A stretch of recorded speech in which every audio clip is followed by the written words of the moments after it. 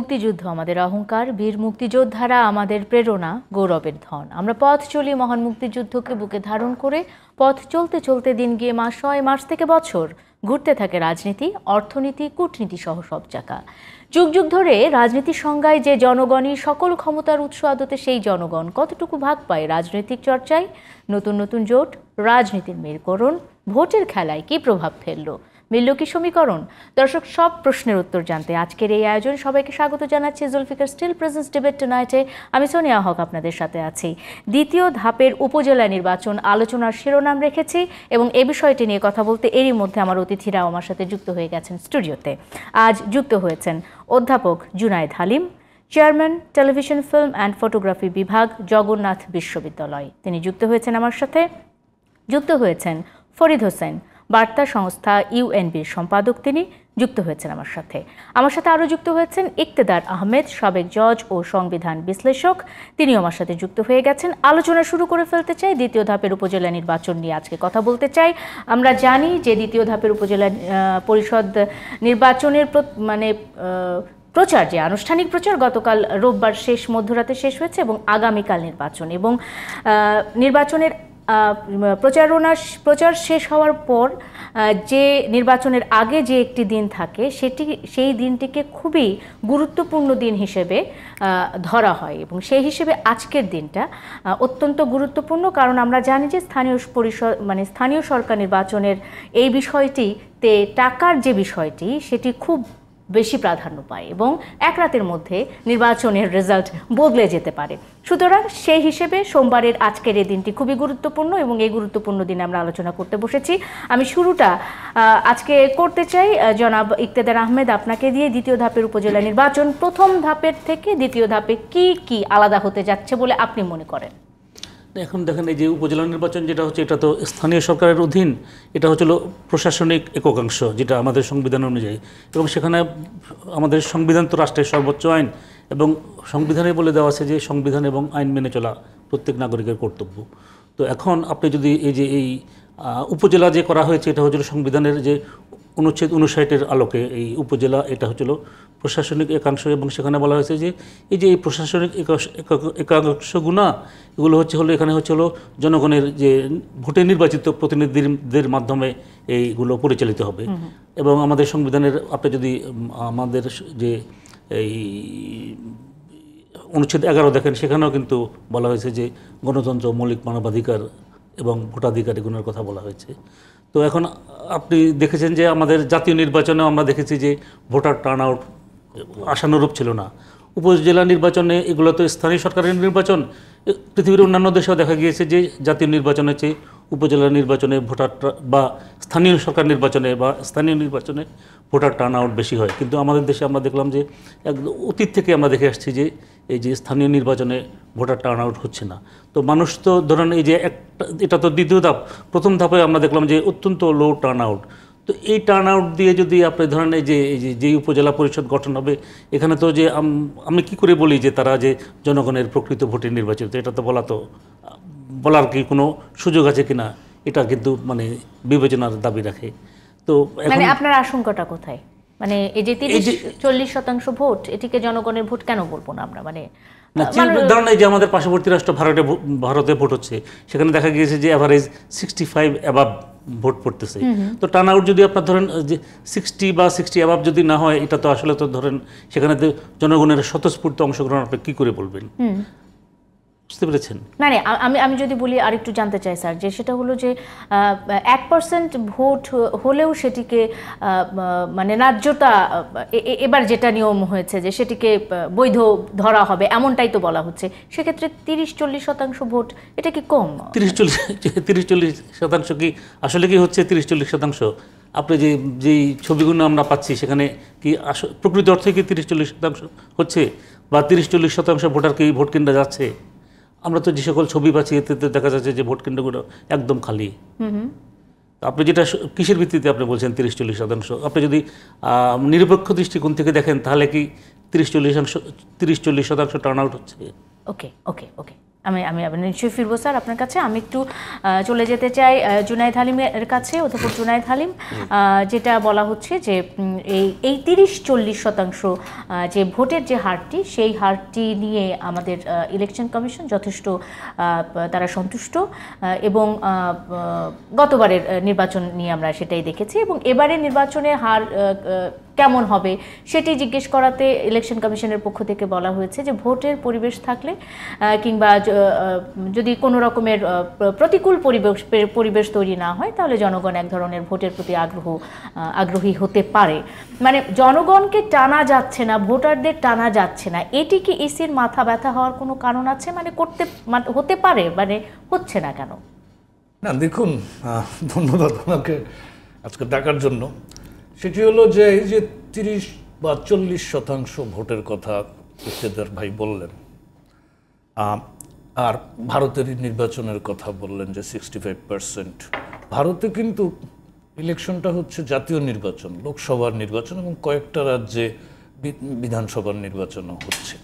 তো ভারতের রাজনৈতিক যে বাস্তবতা এবং তাদের যে জাতীয় রাজনৈতিক বাস্তবতা, বিশেষ করে এবার ওইখানে কিন্তু দেখেন কেউ ভোট বয়কট করছে না।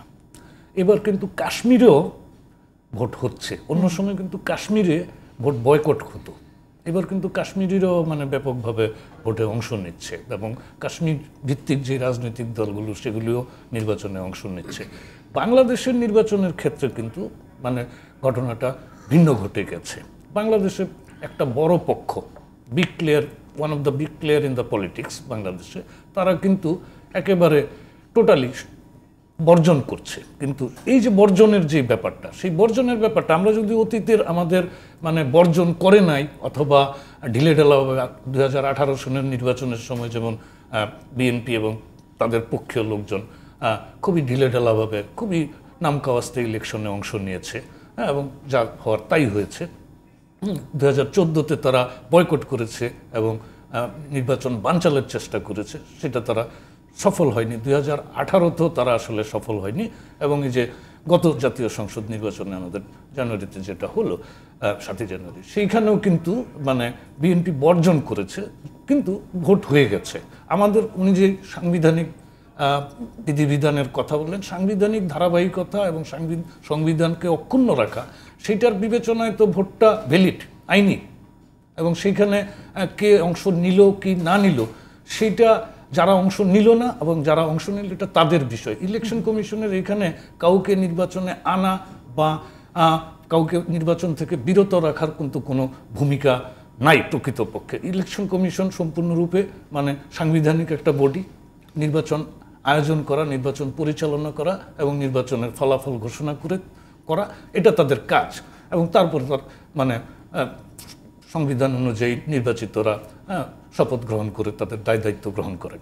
আমাদের এইখানে যেটি হলো যে জাতীয় নির্বাচনের যেই ধারাবাহিকতা আমরা এই উপজেলা নির্বাচনেও দেখলাম, এইবার প্রথম দফায় ইলেকশন কমিশনের প্রদত্ত হিসেব অনুযায়ী 36.something 1% ভোটার টার্ন আউট। সেটা কতটা আসলে মানে ইফতেখার ভাই যেরকম বললেন কতটা সত্য বা কতটা বাস্তব, সেটা গণমাধ্যম বা নানাভাবে আমরা কিন্তু জানি। তারপরে যেহেতু এটা ঘোষিত ফল, আমরা সেটাকেই স্ট্যান্ডার্ড ধরে নিলাম। এখন এই যে 36%-এর টার্ন আউট ভোটার্স, এই ভোটাররা কারা? ইলেকশনটা হচ্ছে সম্পূর্ণ একপক্ষীয়। ক্ষমতাসীন আওয়ামী লীগ তাদেরই এটাকে ওপেন করে দিয়েছে, বিনা প্রতীকে হচ্ছে, আগে প্রতীকে ছিল, এবার বিনা প্রতীকে হচ্ছে। আওয়ামী লীগের লোকজনই, বিভিন্ন স্তরের লোকজন, তারা বিভিন্ন নিজেদের মতো করে ইলেকশন করছে, এবং এক একটা উপজেলায় কিন্তু আওয়ামী লীগেরই 3-4 জন 5 জন ক্যান্ডিডেট দাঁড়িয়ে গেছে, এবং তারা যার যার জনপ্রিয়তা অনুযায়ী, যার যার সক্ষমতা অনুযায়ী তারা তাদের পক্ষীয় ভোটারকে ভোট কেন্দ্রে আনার চেষ্টায় আছে বা ছিল। আমি যেটা স্পেকুলেট করছি যে প্রথম দফার যে 8 তারিখে ভোটটা হলো, সেইখানে 36% হয়েছিল 139টা উপজেলাতে ওই ইলেকশনটা হলো।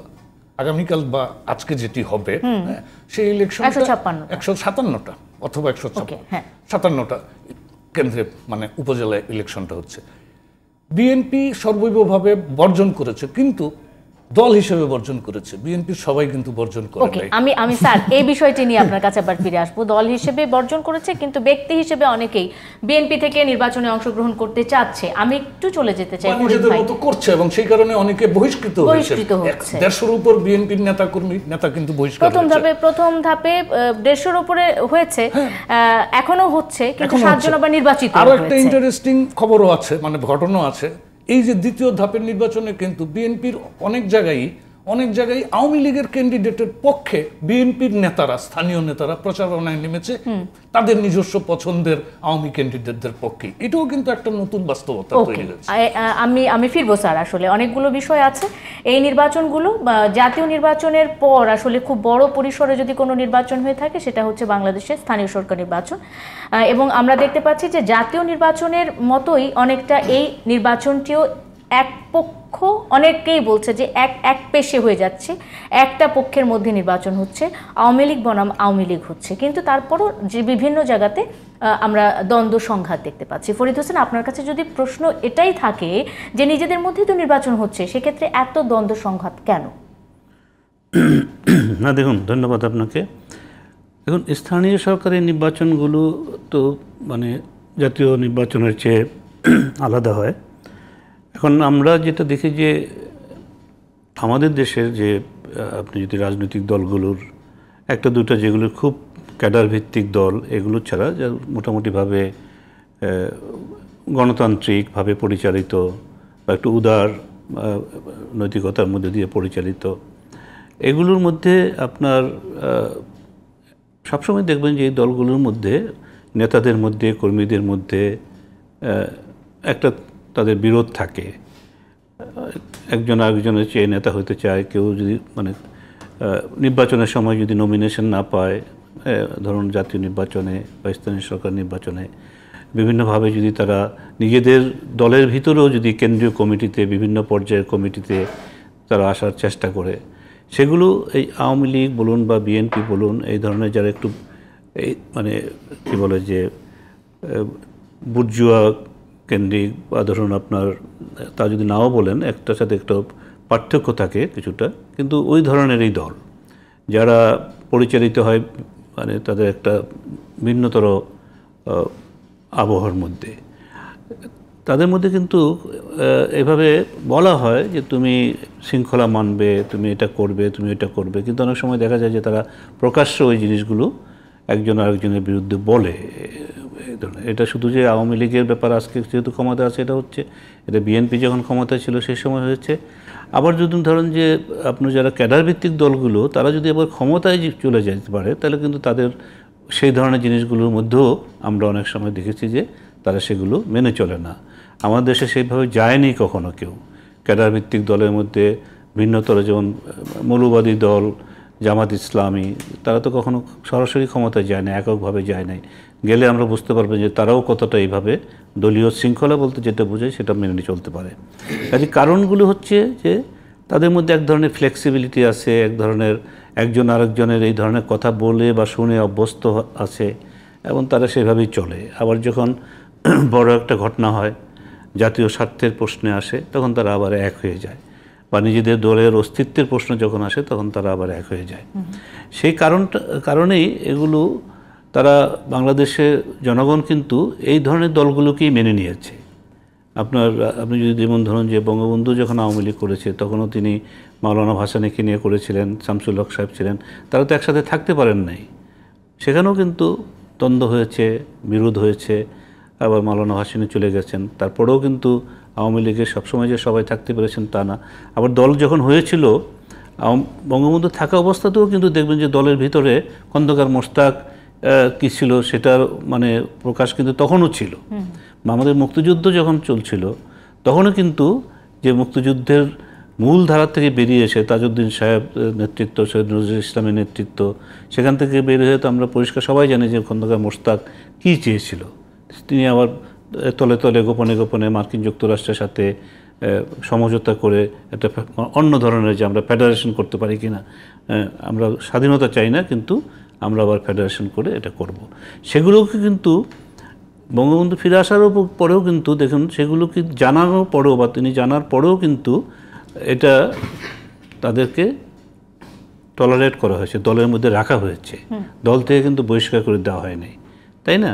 এবং সেটার জন্য অনেক সময়তে আপনার কিন্তু যে এই ঘটনা ঘটেছে, মোশতাক যে কাণ্ডটা করেছে, খন্দকার মোশতাক যে বেইমানি করেছে, যে মির্জাফরি করেছে, সেটা কিন্তু ওই কারণে সম্ভব হয়েছে যে তাকে ওইভাবে দেখা হয়েছে। কাজে দলগুলো এই ধরনের বিপদেও কিন্তু পড়ে। কাজে সেটারই ধারাবাহিকতায় আপনি দেখবেন যে যখন জাতীয় নির্বাচনে খুলে দেওয়া হলো যে উন্মুক্ত, যেটা উদ্দেশ্য যাই থাকুক, তারা একজন আরেকজনের বিরুদ্ধে বলেছে, আবার নির্বাচনে পরে এসে এখনও বলাবলি করছে, কিন্তু সেটা প্রকাশ্যে বলছে না। দলটা কিন্তু ভেঙে যায় নাই, দল কিন্তু খণ্ড খণ্ড হয়ে যায় না। দলের নেতৃত্ব প্রধানমন্ত্রী শেখ হাসিনার কাছে, তার কাছে সহিংসতা হচ্ছে, সহিংসতা, আমি সেটাই আসছি। এখন এই সহিংসতার রূপটা হলো কি, স্থানীয় সরকার নির্বাচনের সহিংসতার রূপটা আমি বলি। এখানে দেখবেন যে আপনার সংসারে কিন্তু ভাইয়ে ভাইয়েও দ্বন্দ্ব হচ্ছে, মারামারি হচ্ছে, এক ভাই আরেক ভাইকে খুন করে ফেলছে, বাপ ছেলেকে খুন করে ফেলছে। আমাদের সমাজে এটা হয় না? আমাদের সমাজে এটা তো প্রায়, মানে একেবারে যে কম তা না, প্রায় হচ্ছে তা বলছি না, কিন্তু এই খুনোখুনির ব্যাপারগুলো, স্বার্থের দ্বন্দ্ব, একজন আরেকজনের জমি জমা নিয়ে সংক্রান্ত দ্বন্দ্ব, কাজে এখানে আদর্শের চেয়ে, স্থানীয় সরকার নির্বাচনে আদর্শের চেয়ে ওই জিনিসটা সবচেয়ে বেশি চলে আসে। এখন এটা আপনার অনেকটা আইনশৃঙ্খলা পরিস্থিতির ব্যাপার থাকে, সেটা সবসময় সামাল দেওয়া যায় না। কিন্তু আপনি যদি এই দ্বন্দ্বটাকে আপনি যতটা বড় করে দেখছেন বা দেখাটা, মনে করি যদি এটা যদি বিএনপি এখানে আসতো নির্বাচনে, তখন আবার রাজনৈতিকভাবে এই নির্বাচন হতো, এর চেয়ে অনেক বেশি কিন্তু দ্বন্দ্ব হতে পারত, অনেক বেশি শান্তি শৃঙ্খলা ভঙ্গ হতে পারত, হানাহানি হতে পারত, মানে হয়েছেও আগে। এখানে হচ্ছে গত পর্যায়ে যে নির্বাচনটা, প্রথম পর্যায়ে যেটা হয়েছে, সেখানে কিন্তু আমরা ভোটার উপস্থিতি কম দেখেছি, সেটা একটা ব্যাপার। কিন্তু আমরা কিন্তু সেই অর্থে যে এই ধরনের নির্বাচনগুলোতে বাংলাদেশের, আপনি যদি অতীতের দিকে তাকান, সেখানে যত ধরনের ঘটনা ঘটেছে, আমার মনে আছে যে এরশাদ সরকারের সময়ে ইউনিয়ন পরিষদের নির্বাচনে 100-রও বেশি প্রাণহানি ঘটেছিল, তাই না? এটা তো মানে তখনকার ঘটনা থেকে আস্তে আস্তে কিন্তু এগুলো ধরিয়ে নেওয়া হতো যে এই ধরনের স্থানীয় সরকার নির্বাচন হলেই আপনার এই ধরনের ঘটনা ঘটবে, রক্তপাত হবে, এবং সংখ্যাটা বেশ একটা উল্লেখ করার মতো। এখন কিন্তু তা হচ্ছে না। এটার কারণটা আমি বলি যে অনেকটা ধরুন আমাদের দেশের সামাজিক যে বাস্তবতা, এখানে খুব অন্য দেশেও হয়, ভারতেও হয়, এটা স্বামী স্ত্রীর বিরুদ্ধে দাঁড়ায়, স্ত্রী স্বামীর বিরুদ্ধে দাঁড়ায়, সেই ঘটনাও আছে। কখনো কখনো এটা পরিকল্পনা করে করা হয়, কখনো আবার স্বার্থের দ্বন্দ্বের জন্য করা হয়। আমাদের এখনও স্থানীয় সরকার নির্বাচনে এটাকে মানতে হবে আপনাকে, এই জিনিসটা যে দলের মধ্যে হলো, দলের মধ্যেও কিন্তু আমরা দেখেছি অনেক সময়তে টেবিলে বসে দলের এক নেতা আরেক নেতার বিরুদ্ধে বিষোদ্গার করছে, তাই না? আমরা এগুলো সব দলে দেখেছি আমরা। এবং এই জিনিসটাকে বড় করে দেখাটা, কারণ আমরা কি দেখব যে এই জিনিসটা থাকার পরেও কিন্তু এই দলগুলো আমাদের বাংলাদেশের টিকে থাকা শুধু না, তারা নেতৃত্ব দিচ্ছে। যেমন আপনি যে এই ধরনের কথাগুলো বলছেন যে আওয়ামী লীগের জনসভায় যত লোক আসছে, হ্যাঁ, বা বিএনপির জনসভা যদি ওইভাবে হয় যত লোক আসছে, আপনার যারা এই ধরনের বিশৃঙ্খলা নাই যে দলগুলোতে, সেখানে জনসভায় তো সেই রকম লোক যাচ্ছে না, আচ্ছা, তাই না? তার মানে জনগণের কাছে তারা যেতে পারছে না। কাজেই জনগণের কাছে কিন্তু মুখ্য বিষয় এটা না, তাই না? আমরা এটা নিয়ে আমাদের গণমাধ্যমে আমরা এই সমস্ত আলোচনার জন্য আমরা বড় করে দেখি, কিন্তু তাদের কাছে কিন্তু এটা মুখ্য বিষয় না। তাদের কাছে মুখ্য বিষয় হচ্ছে দলটাকে তারা ভালোবাসে, কেন বাসে, দলের নেতা একজন, আমাদের মানে এই দলগুলোর আর একটা বড় বৈশিষ্ট্য, একজন নেতাকে তারা দেখে। আজকে এই আওয়ামী লীগের দিকে যদি তাকান, সব কিছুই কিন্তু বঙ্গবন্ধু কন্যা শেখ হাসিনার উপরেই, এবং তিনিই চালাচ্ছেন যেভাবে, তারা তাদের আস্থা আছে, তারা তাকে ভালোবাসে, এবং সেইভাবে তার উপরে আস্থা। কাজে অন্যত্র কি হলো সেটা বড় বিষয় সাধারণ মানুষের। একটা বিরতি নিয়ে আসি ফরিদ ভাই, একটা বিরতি নিয়ে অবশ্যই আমরা আলোচনায় ফিরে আসবো। একটা বিরতি নিচ্ছি। জুলফিকার স্টিল প্রেজেন্টস ডিবেট টুনাইটে সঙ্গে থাকুন। বিরতির পর স্বাগত আরেকবার, দেখছেন Zulfiqar steel presents debate tonight. আমি সোনিয়া হক আপনাদের সাথে আছি। দ্বিতীয় ধাপের উপজেলা নির্বাচন কেমন হতে যাচ্ছে সে বিষয়টি নিয়ে আমরা কথা বলছিলাম। আলোচনায় ফিরতে চাই, জনাব ইকতেদার আহমেদ আপনার কাছে চলে যেতে চাই এই অংশে। আমরা দেখেছি যে গতবারের ইলেকশনেও তাই হয়েছে, এবারের ইলেকশনও তাই হচ্ছে, এবং যেটা বলছিলাম যে ভোট হচ্ছে মূলত আওয়ামী লীগ বনাম আওয়ামী লীগের মধ্যে, তারপরও সংঘর্ষ হচ্ছে এবং নেতাকর্মীরা দলের কেন্দ্রীয় যে সিদ্ধান্ত রয়েছে, দলের কেন্দ্র থেকে এক ধরনের নির্দেশনা দেওয়া ছিল নির্বাচনের আগে এবং একেবারে দলের সভাপতি সেই নির্দেশনা দিয়েছিলেন, সেটিও দেখা যাচ্ছে কিছু কিছু জায়গায় অনেক নেতাকর্মী মানছে না।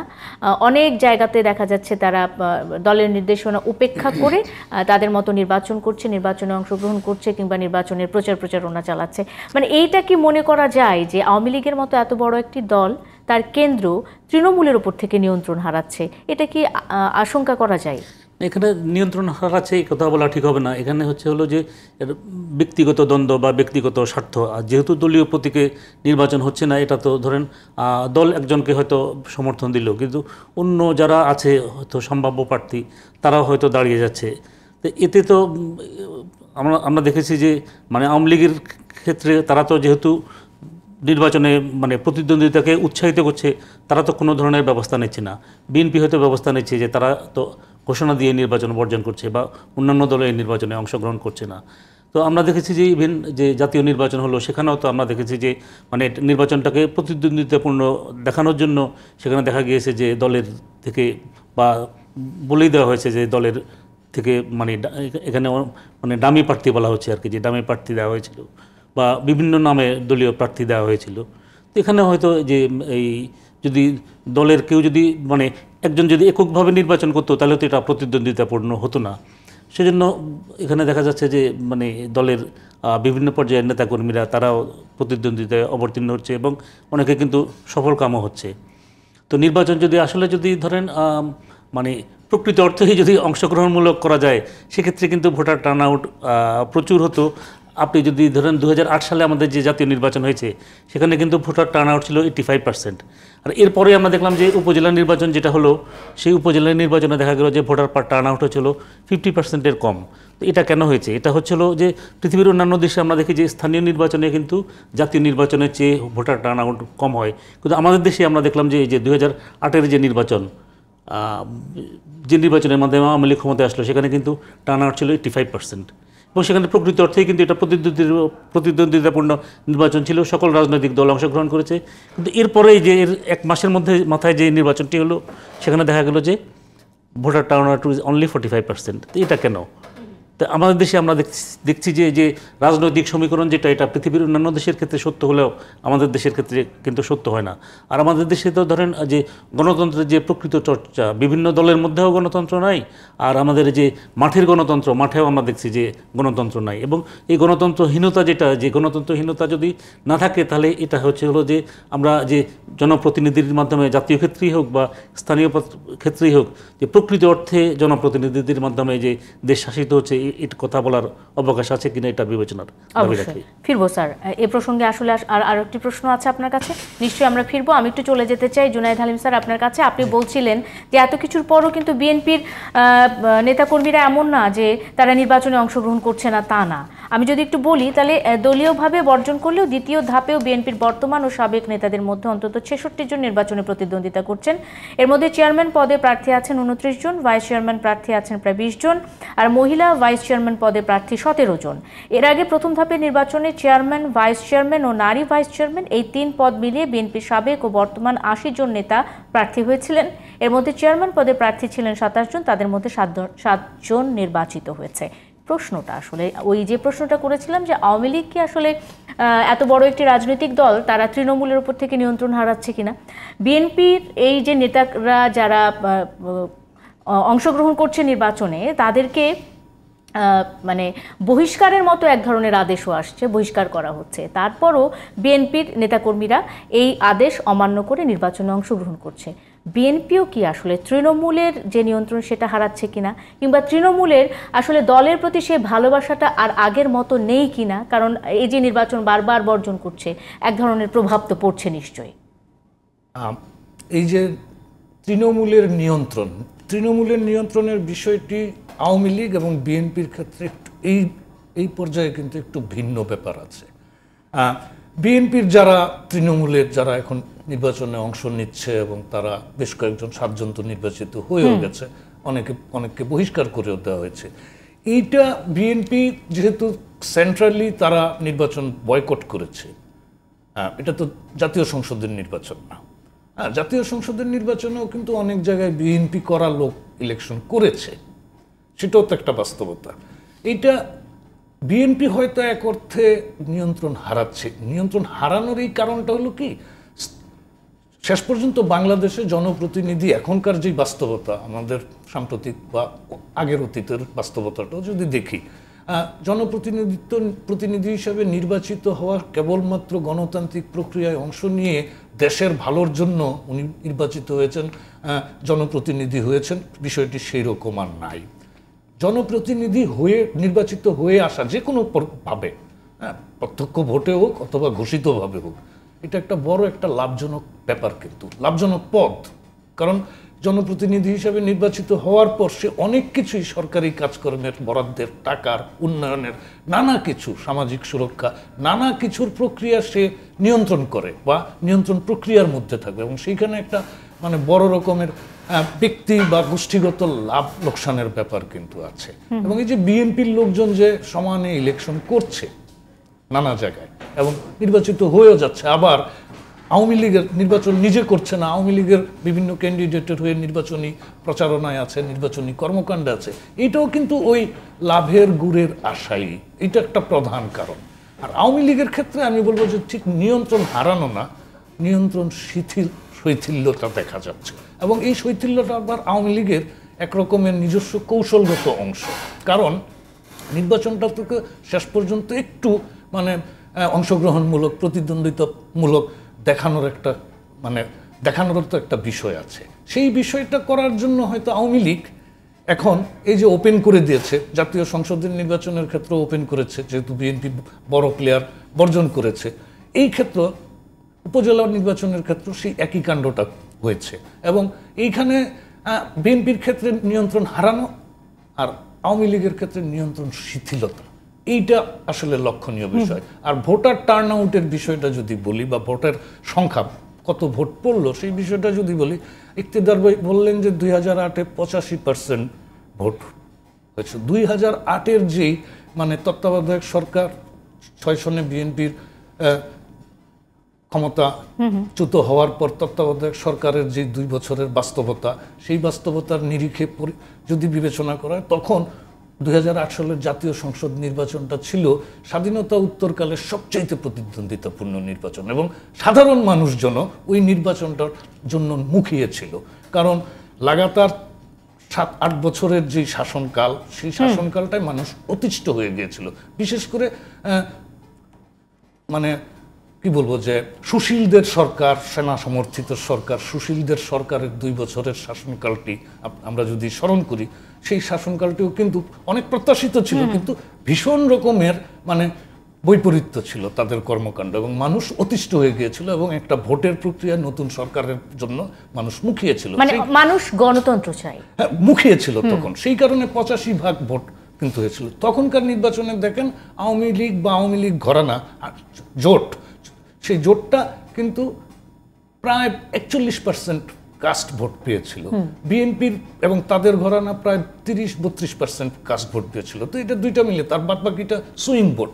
আমাদের এখানে দেখেন এখন যে ইলেকশনটা হচ্ছে, যেই সংখ্যাটা আমরা প্রথম ধাপের উপজেলা নির্বাচনে দেখলাম যে 36.1%, আমার ধারণা আজকের দ্বিতীয় ধাপের নির্বাচনে ভোটার টার্নআউটটা আরেকটু বেশি হতে পারে, কারণ এর মধ্যে একটু নির্বাচন বিষয়টা নিয়ে একটু জমাটি ব্যাপার কিন্তু ডেভেলপ করেছে গত 8 তারিখের পর থেকে। মানুষ ওই প্রথম ধাপের শেষ পর্যন্ত কিন্তু ওই ইলেকশনের যে আওয়ামী লীগের যে নিজস্ব ভোট ব্যাংক, যেটা জাতীয় সংসদ নির্বাচনের কালে আমরা দেখেছি, বা গত নির্বাচনে আমরা দেখেছি যে 42% ভোটের, তারাই কি ঘুরে ফিরে আসলে ভোট দিচ্ছে, তারাই ঘুরে ফিরে ভোটটা দিচ্ছে। আমি ফিরবো স্যার, অবশ্যই ফিরবো। একটা ছোট বিএনপির ভোটার বা সুইং ভোটার যারা লেফট ওভার ভোটার, যারা বিএনপিরও না আওয়ামী লীগের না, তেমন অবস্থা থাকলে তারা ভোট দিতে যায় বা উৎসাহিত হয়, সেই ভোটারটা অ্যাবসেন্ট, অর্থাৎ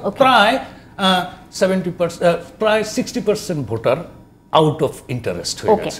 আমি একটা বিরতি নিব, বিরতি নিয়ে এসে আসলে ফরিদ ভাইয়ের কাছ থেকে আরো কিছু প্রশ্ন আছে, সেগুলো জানার চেষ্টা করব। একটা বিরতি নিচ্ছি, জুলফিকার স্টিল প্রেজেন্স ডিবেট টুনাইটে সঙ্গে থাকুন।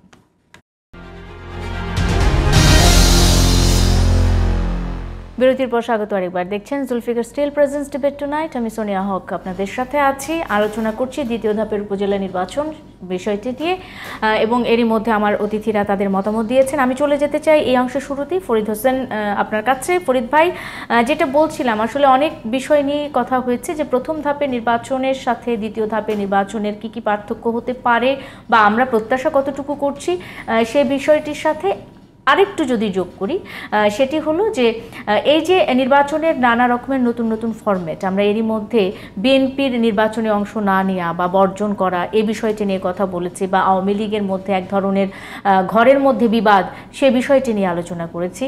এবং বিএনপি যখন একটা ইলেকশনে অংশগ্রহণ করছে না, তখন আওয়ামী লীগকে খুব স্বাভাবিকভাবে নির্বাচন করার জন্য একটা অন্যরকম ফরম্যাট অ্যাপ্লাই করতে হচ্ছে।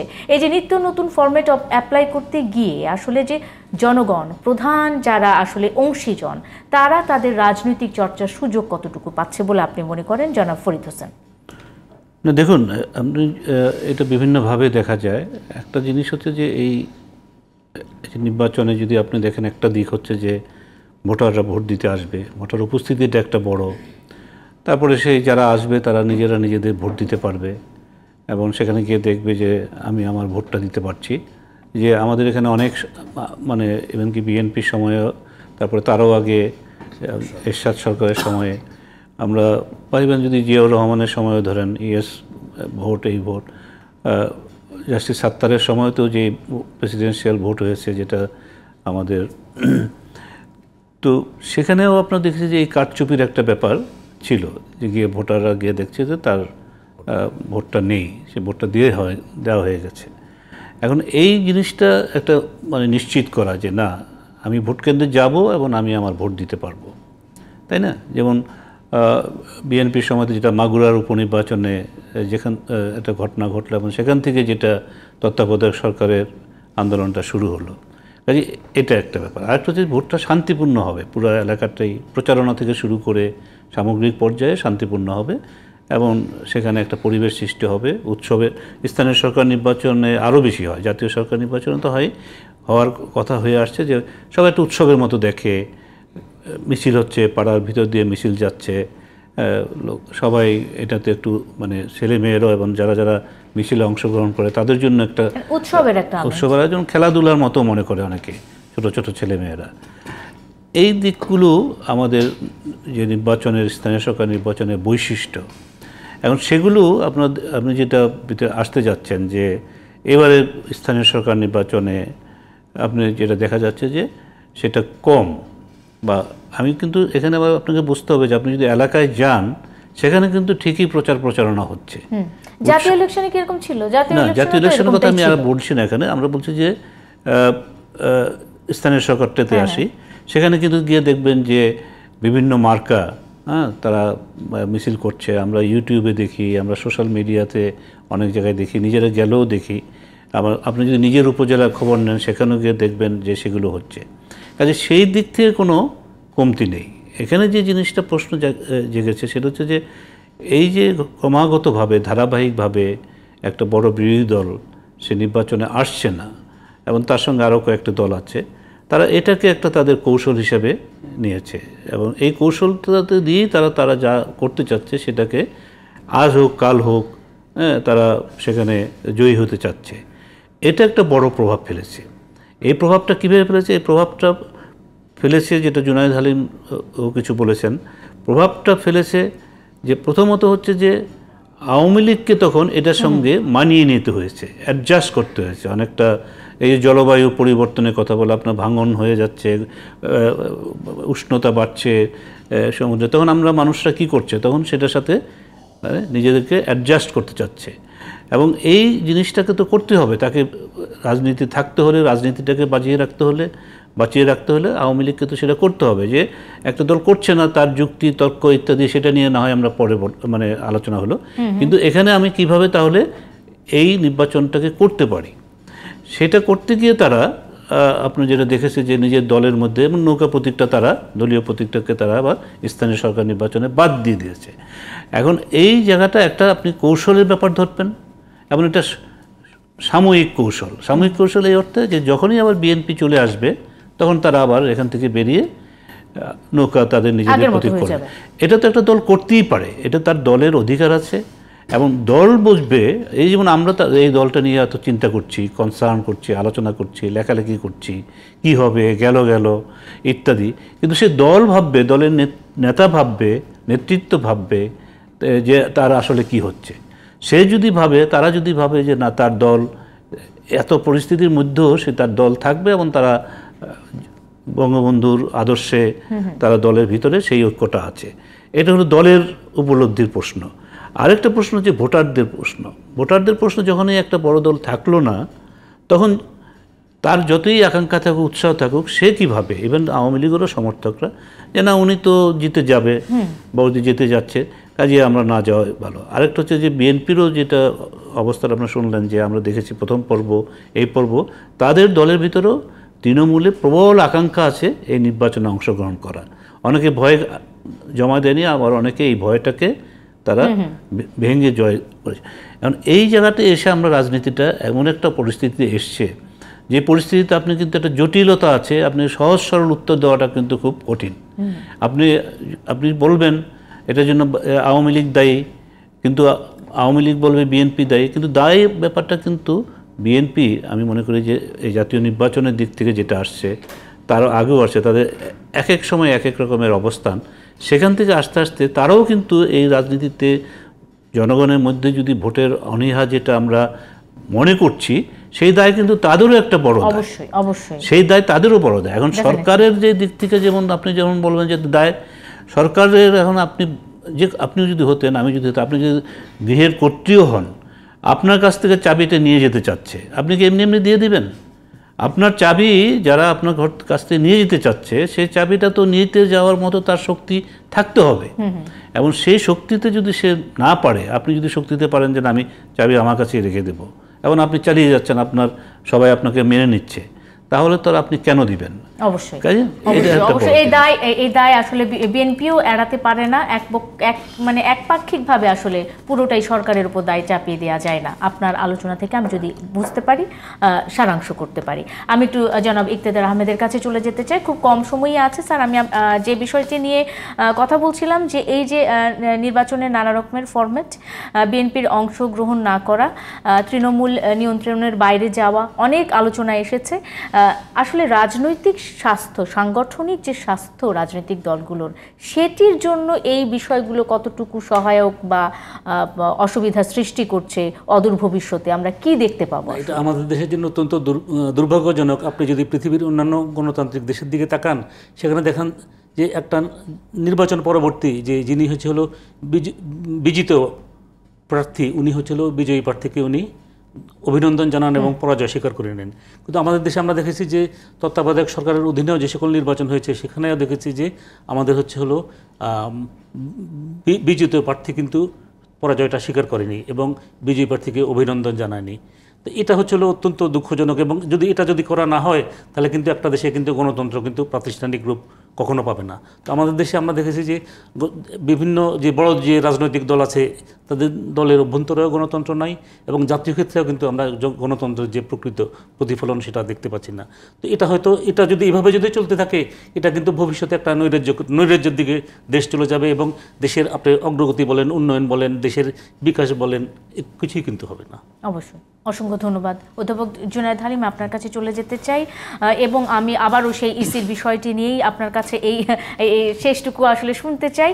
যেমনটা আমরা জানি যে প্রথম ধাপে নির্বাচনের পর বিভিন্নভাবে মানে নির্বাচনী বিরোধকে কেন্দ্র করে প্রায় 2 জন মতো প্রাণহানি ঘটেছে এবং সহিংসতাও আমরা দেখেছি। এবং এর মাঝখানে এবারে নির্বাচনটি নিয়ে, দ্বিতীয় ধাপের নির্বাচনটি নিয়ে ইসির পক্ষ থেকে বলা হচ্ছে যে প্রথম ধাপের চেয়ে সুষ্ঠু হবে, শান্তিপূর্ণ হবে। যদিও আমরা দেখেছি যে এই নির্বাচনের মানে শনিবার পর্যন্তই যদি আমরা দেখি যে প্রচুর হুমকি ধামকি আছে, প্রতিপক্ষের উপর হামলা আছে, দেখে নেওয়ার হুমকি আছে, সংঘর্ষ আছে, ভাঙচুর আছে, সব কিছু মিলিয়ে তারপরও ইলেকশন কমিশন দাবি করছে যে তারা একটা সুষ্ঠু শান্তিপূর্ণ নির্বাচন করতে পারবে।